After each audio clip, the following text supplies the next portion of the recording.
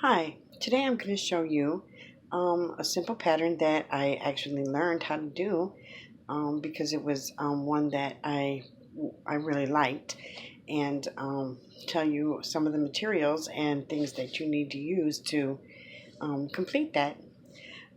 First of all, you can need to get at least, I get the red heart, and I got the jumbo um, yarn. That's basically pretty much about 2 skeins of yarn in one. Otherwise, you would have to buy them separate, regular skeins. And I got a total of 4 of them, which would average out to about 6 to 7 regular skeins of yarn. You also need a crochet hook and scissors. And the thing about these hooks also is that the bigger the top of it is, the looser your stitch will be. And I like usually the H or the G stitch um, with that because I think it makes it a little bit tighter. And so that's why I use those stitches, but you can use whatever size hook you'd like. And then you start out with a pattern. I used 2 videos. One I was not able to follow at all.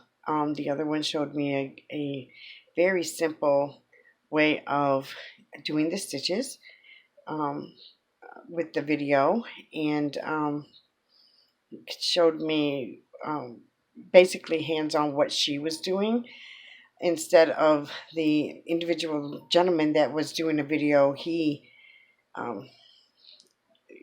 basically showed a drawing that lost me from the very beginning. But I was able to learn to slip stitch it. I was able, this stitch is called the double crochet stitch. And you go through the first 2 and then the second. You loop your thread again.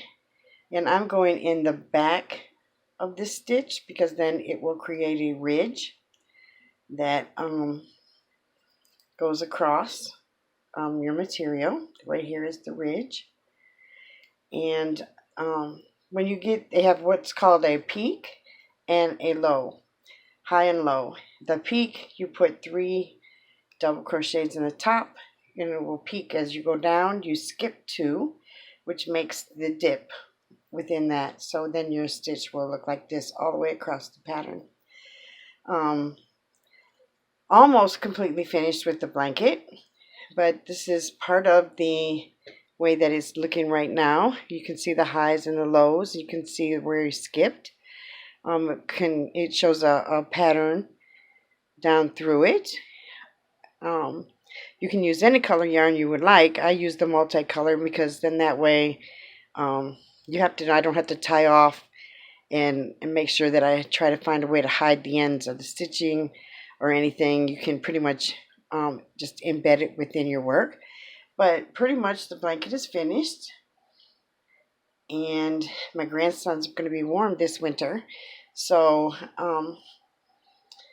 I finally learned how to do a zigzag, or what's called the wave stitch, as well. So I think that it's a pretty easy pattern to follow once you learn how to do it. So follow the videos and the links that I provide, and you'll be able to pick it up just as easy as I did.